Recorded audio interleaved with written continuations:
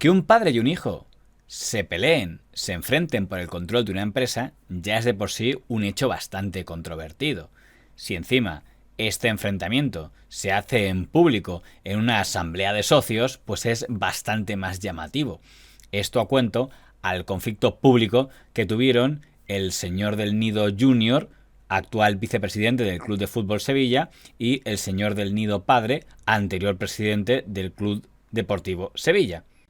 Cuando en un momento de la última asamblea de socios, padre e hijo discutieron, en un momento el hijo insinuó que el malestar del padre tenía que ver con algo de los sueldos y todo el mundo pudo escuchar al padre decirle a su hijo: eres un mierda.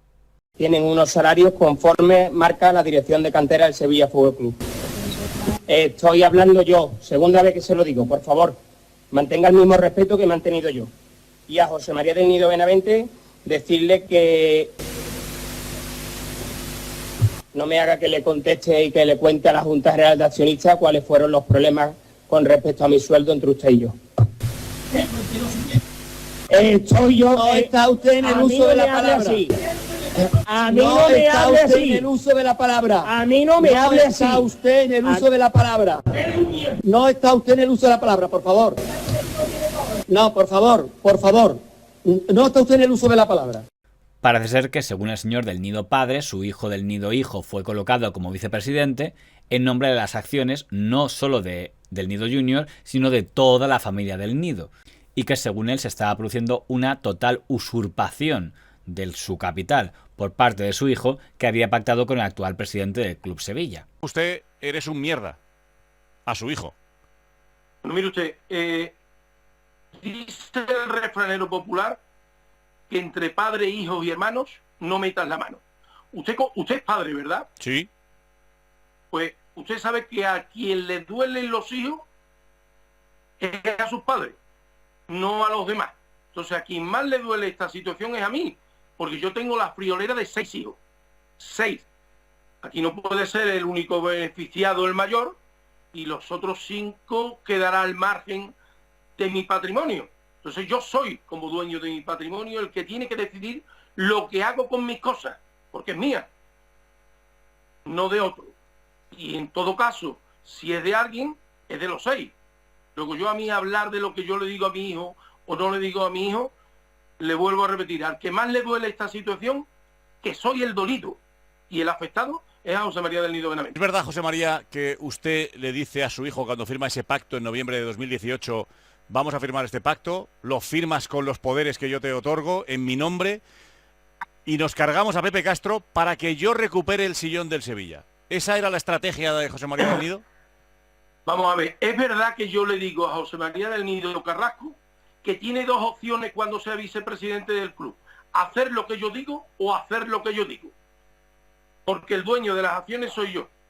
Y lo que hace José María del Nido Carrasco es, el día que entra, se sube con Pepe Castro el sueldo un 30%, el cargo es mío, el dinero es mío, y yo hago lo que me da la gana. Y tú me das tu opinión, y yo con la opinión tuya, la seguiré o no la seguiré. O sea, su hijo le ha traicionado. Bueno, ahí está, ¿no? Sigue haciendo lo que le da la gana, sigue teniendo la friolera de 161 acciones, yo tengo 27.000, que es lo que tiene la familia del Nido, la mía, la de mi mujer, la de mi hijo Miguel Ángel, la de mi hijo Adrián, y hace lo que le da la gana. Quizá tenga razón el señor del Nido Padre y su hijo del Nido Junior le ha traicionado. Pero tampoco es menos cierto que el historial del señor del Nido, que incluye una condena judicial por un caso de corrupción vinculado con la Operación Malaya, no hace que su historial sea el más favorable para dar veracidad a su versión de cada incidente, digamos, documental que pueda tener. Como Julián Muñoz tiene que buscar hombres de confianza, lo que hace es apoyarse en José María del Nido, el presidente del Sevilla. Ambos ponen en marcha lo que luego los policías van a llamar el caso Minutas. La pregunta que se podría hacer es si en medios de comunicación, que es la especialidad de este canal, ha habido casos equivalentes de enfrentamientos entre padres e hijos por el control de una empresa. En el caso de la familia de los Luca de Tena, los que durante mucho tiempo fueron propietarios del periódico ABC, aunque ya no, que yo recuerdo, nunca hubo una pelea entre padres e hijos. Hubo una pelea muy gorda cuando muere don Juan Ignacio Luca de Tena entre los 2 hermanos, don Torcuato Luca de Tena y don Guillermo Luca de Tena. Uno era fraguista, por así decirlo, y otro era suarista. Y tuvieron una pelea bastante gorda en la que al final quien ganó fue... digamos que el resultado se decidió tras las elecciones de 1977, en las que el señor Suárez machacó al señor Fraga, y eso supuso el fin de don Torcuato Luca de Tena. La familia Godó, al menos de manera pública, nunca ha habido un enfrentamiento ni entre padres e hijos, ni entre hermanos. En otros casos, ni siquiera llegó a constituirse un linaje hereditario demasiado duradero, aunque se intentara. Puesto que ni el hijo del señor Asensio fue capaz de retener el control del Grupo Z, seguramente porque ni le interesó, y el señor Polanco Jr. tampoco fue capaz de mantener el control que había heredado de su padre, don Jesús Polanco, en el caso del Grupo Prisa. En el caso del Grupo Planeta, probablemente el hijo del señor don José Manuel Lara Bosch sí hubiera querido heredar el imperio de su padre, pero parece que el señor Cruz Lleras, el actual presidente del Grupo Planeta, ya se encargó de despachar al señor Lara Jr. Y en cuanto a la familia Ibarra, los actualmente responsables del Grupo Vocento, aquí no se puede decir que no haya habido peleas, pero ha sido más bien entre ramas y entre primos. Al menos creo que entre padres e hijos no se han dado. Así que el caso que mejor encajaría con algo parecido a lo que ha pasado en el Sevilla sería el caso del Grupo Voz, el grupo propietario de La Voz de Galicia, y es que en 1987 fallecía el entonces presidente del Consejo de Administración del periódico La Voz de Galicia, el señor don Emilio Rey Romero, y le reemplazaba su hijo don Emilio Rey Fernández de la Torre.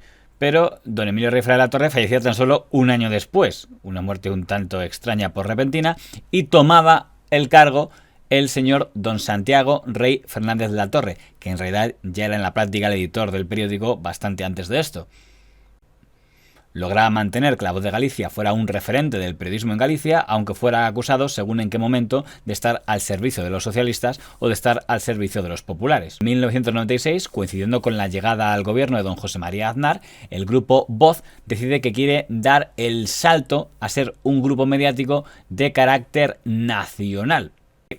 Esto coincide en un momento en el que don Santiago Rey ha conseguido hacerse con la totalidad del capital y cede la dirección del grupo Voz que quiere crear a su hijo, don Emilio Rey Berguer.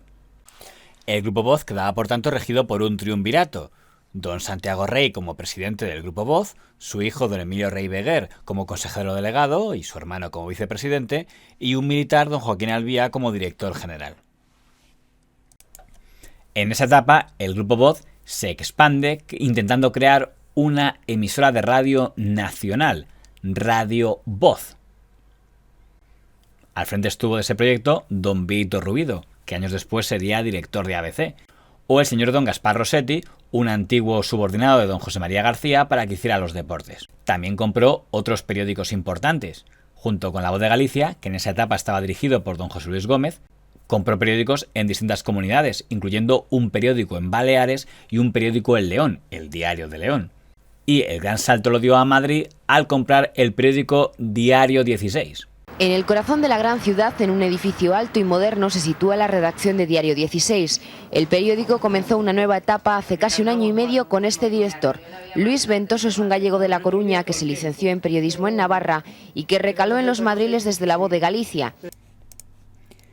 El Grupo Voz realizó una importante expansión en Galicia y en España en ese periodo bajo el liderazgo de Emilio Rey Berguer, que además de nombrarme director de La Voz de Galicia, me nombró director editorial del Grupo Voz, que incluía 15 ediciones de La Voz de Galicia, Diario 16, Diario de León, La Voz de Baleares, la cadena española Radio Voz, Vídeo Voz, la productora de TV Atlas Galicia, al 50% con Telecinco, y otras empresas de clipping y edición de prensa y libros, así como un máster de comunicación bajo la tutela de la UDC y un museo periodístico. Con toda esta jugada, don Emilio Rey Berguer, el hijo de don Santiago Rey Fernández de la Torre, quería jugar a un empresario de nivel nacional que pudiera mirar de igual a igual a don Jesús de Polanco y el resto de empresarios mediáticos de la época. De hecho, la gran apuesta de la familia Rey y del Grupo Voz era entrar en Telecinco, y presentaron una oferta para comprar un porcentaje de acciones de Telecinco en un momento en el que tanto el señor Carlotti, en ese momento el mandamás de Telecinco en España, como su principal socio español que había en aquel momento, que era el Grupo Vocento del señor Echevarría, estaban buscando socios. Pero al final, por motivos no del todo unánimes según a quien se pregunten, no se llegó al acuerdo y el Grupo Voz nunca compró Telecinco, el porcentaje que hubieran querido comprar. De igual manera, Diario 16 se fue a la porra porque era un periódico que estaba en pérdidas absolutas y que ya no podía competir porque carecía de mercado, en un mercado ya copado por El País, el ABC, El Mundo y La Razón.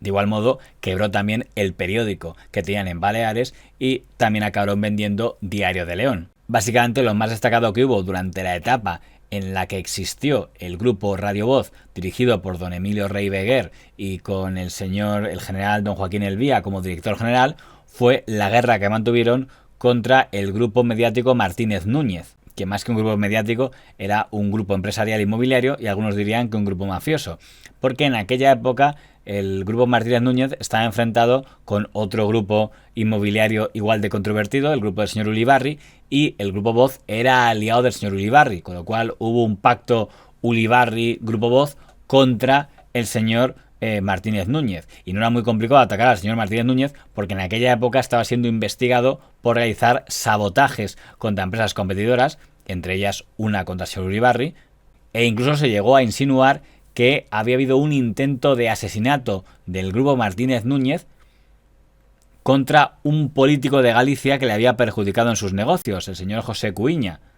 El señor Martínez Núñez se defendió desde su periódico La Crónica de León, que en aquel momento estaba apoyada por el diario El Mundo de don Pedro J. Ramírez. El intento de asesinato de Cuiña, un consejero de Obras Públicas. ¿Le parece adecuado que se hablara de ahí de una guerra mediática por el hecho de que creo que habían sido socios o era un tema de que el escándalo era real? No era una guerra mediática, honestamente no. Y además lo que pasa es que nos llega la información, nosotros recibimos un informe de la UCO,